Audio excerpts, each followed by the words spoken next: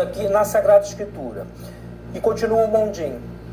A vida eterna, limite último da vida humana que se consegue quando se passa do status vie, ou seja, do estado atual de peregrinos que somos, ao status glorie, o estado glorioso que chamamos céu, consiste essencialmente na participação da vida divina, ou seja, uma visão extasiante, na união beatificante do homem com a Santíssima Trindade.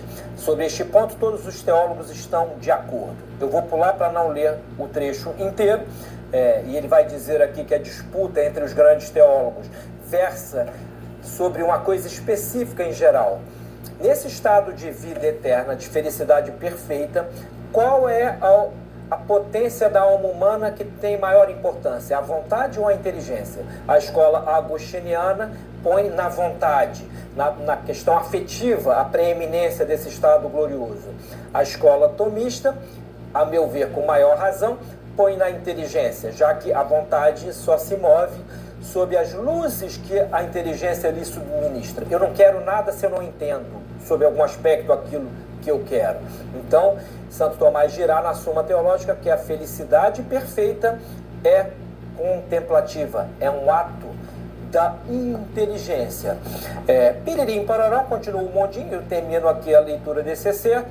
A bem-aventurança diz respeito inicialmente ao intelecto, que é a primeira faculdade a entrar na posse de Deus mediante a visão estática, com X, extasiante. Contudo, o próprio Tomás sublinha que o momento intelectivo não exclui o afetivo, antes o inclui como complemento necessário daquele. Ou seja, uma coisa é o conhecimento, outra coisa é o amor. Não se excluem. O fato de eu conhecer as pessoas a quem eu amo não retira do amor o seu caráter sublime, né? Contudo, o próprio Tomás, então o intelecto não exclui a vontade, antes a inclui. No entanto, mesmo afirmando que a bem-aventurança, ou seja, a felicidade perfeitíssima do céu, consiste principalmente na vida contemplativa, Tomás reconhece que a posse plena e integral do sumo bem, que é Deus, se dá somente no amor. Há uma passagem famosa, e fecho aqui o dicionário, em que Santo Tomás diz que o ato maior que o ser humano pode realizar, o mais sublime, não é conhecer, senão amar. E, sobretudo, se trata desta vida, ele se pergunta, nesta vida, o que é superior? Conhecer a Deus ou amá-lo? E ele responde sem titubear, amá-lo. Porque por mais que eu nesta vida conheça algo de Deus, este conhecimento será imperfeito. Já amando, eu me torno nesta vida muito mais semelhante a Deus. Então amar é mais sublime do que simplesmente conhecer. Então, tratando disso em termos escolásticos, tudo bem, o intelecto tem uma superioridade quanto ao ser, mas a vontade muitas vezes tem uma superioridade quanto ao operar. O ato sublime da vontade é o amor. Pois, estabelecidos esses princípios, o que é a vida, em sentido geral, havendo uma gradação de vidas na ordem do ser, que culmina, gradação esta que culmina em Deus, que é a vida em sentido pleno, estabelecido que em Deus a vida é de ordem tal, sendo infinita, que não depende da matéria para nada, Deus não depende de nada externo a ele para viver. O homem, por exemplo, depende da atmosfera. Se não houver oxigênio, nós não vivemos. Nós precisamos, para atualizar o nosso próprio ser no dia a dia da nossa existência, de coisas externas a nós. Eu preciso de alimento. Se eu não me alimentar, não viverei.